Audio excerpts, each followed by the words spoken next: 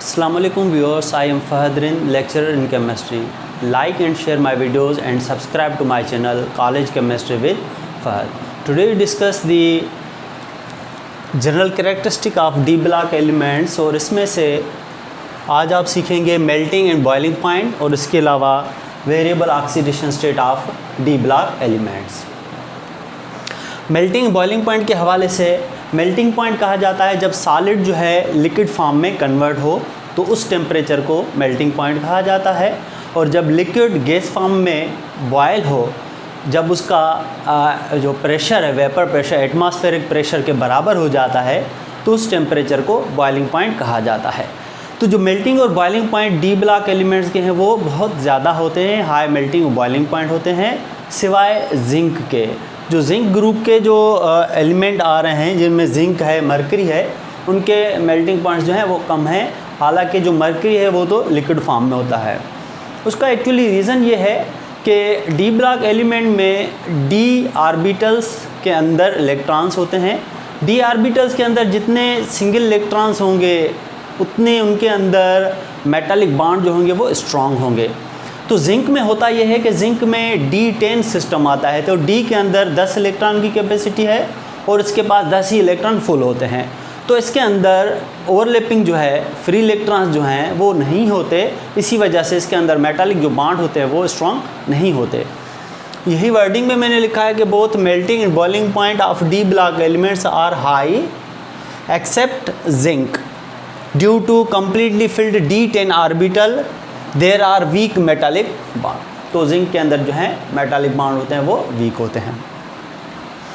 अब high melting और boiling point जो होते हैं उसका रीज़न ये भी है कि इनका एटॉमिक रेडियस जो है वो कम है और इसी की वजह से एटम टू एटम जो इंटरेक्शन है वो ज़्यादा है, और प्लस में इनके अंदर मेटालिक बॉन्ड का रोल है। जितना ज़्यादा मेटल के अंदर बॉन्ड होगा, स्ट्रॉन्ग बॉन्ड होंगे मेटालिक, उतना ही उसकी मेल्टिंग पॉइंट हाई होगी, उतनी ज़्यादा एनर्जी उसको देनी पड़ेगी सॉलिड स्टेट से लिक्विड में कन्वर्ट करने के लिए। Next one is the variable oxidation state. अब ऑक्सीडेशन स्टेट को ऑक्सीडेशन नंबर भी कहा जाता है, जो कि first year chemistry chapter number 7 में भी इंक्लूडेड है। ऑक्सीडेशन नंबर या ऑक्सीडेशन स्टेट एक फॉर्मल चार्ज है जिससे हम अंदाज़ा लगाते हैं कि ये इलेक्ट्रॉन लॉस कर रहा है या गेन कर रहा है। हालांकि चाहे वो कंपाउंड कोवेलेंट ही होते हैं उसमें भी हम ऑक्सीडेशन नंबर मालूम करते हैं। तो वर्ड जो वेरिएबल है, वेरिएबल मीन्स के चेंज होने वाला, एक फिक्स्ड नहीं, वेरिएबल है, डिफरेंट ऑक्सीडेशन स्टेट्स। तो जो डी ब्लॉक एलिमेंट्स हैं उनके अंदर डिफरेंट ऑक्सीडेशन स्टेट्स होते हैं। उसका रीज़न ये होता है कि उनके अंदर जो इलेक्ट्रॉन्स होते हैं 4s और 3d, मीन्स के s और d के अंदर जो इलेक्ट्रॉन होते हैं इनके दरमियान एनर्जी गैप कम होता है। तो बाज़ औक़ात D से इलेक्ट्रॉन खारिज हो रहे होते हैं और बाज़ औक़ात S से, और कभी उन दोनों से भी।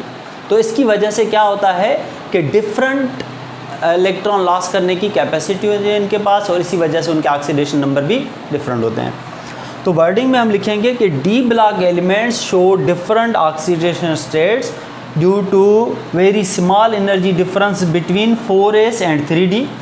4s और 3d क्योंकि हम जो first series of D block element है स्कैंडियम से लेकर जिंक तक उसकी बात कर रहे हैं, 4th पीरियड में आ रही है वो। तो 4s से और 3d के दरमियान एनर्जी गैप कम है, तो 4s से भी इलेक्ट्रॉन लॉस होते हैं और 3d से भी।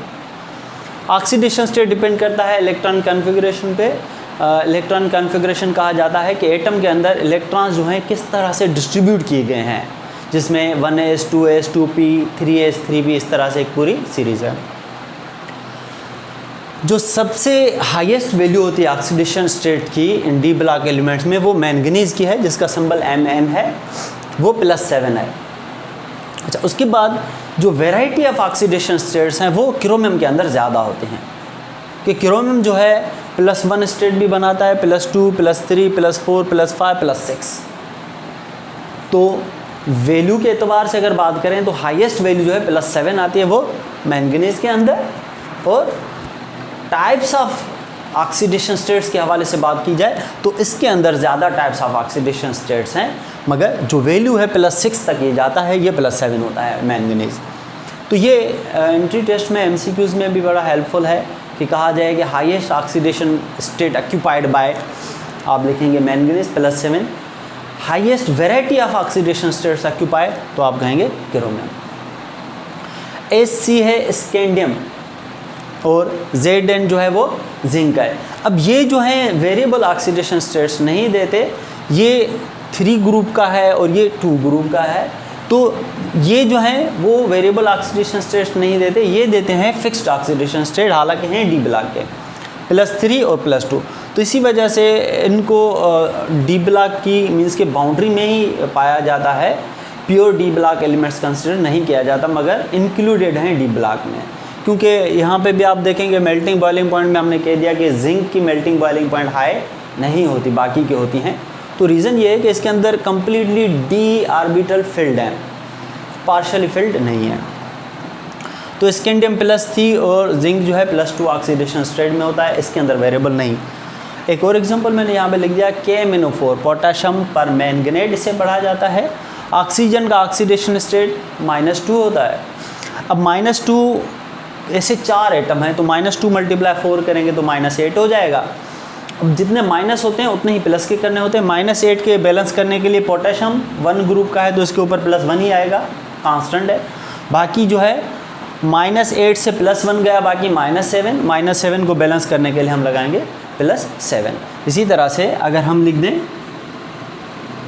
MnO2, तो ऑक्सीजन -2, 2 2 ज़ा 4 हो जाएगा, -4, तो -4 को बैलेंस करने के लिए इसके ऊपर +4। तो इस तरह से आपने देखा कि मैंगनीज +4 में मिल रहा है, +7 मिल रहा है, इस तरह से डिफरेंट ऑक्सीडेशन स्टेट्स में हमें ये मिलते हैं। तो ओवरऑल ये जो जनरल कैरेक्टरिस्टिक्स में बात चल रही है, पहले वाले कुछ लेक्चर्स में पॉइंट्स में डिस्कस कर चुका हूँ। अभी आप 4 और 5 में वेरिएबल ऑक्सीडेशन स्टेट और मेल्टिंग पॉइंट, बॉइलिंग पॉइंट के हवाले से आपने आज सीखा। आई होप आपको मेरा लेक्चर पसंद आया होगा, और इसमें कोई भी आपको क्वेश्चंस हों या सजेशन हो आप ज़रूर दें। मेरे वीडियोस को ज़्यादा से ज़्यादा शेयर करें, लाइक करें, और मेरे चैनल को ज़रूर सब्सक्राइब करें, कॉलेज केमिस्ट्री विद फहद। शुक्रिया, अल्लाह हाफ़िज़।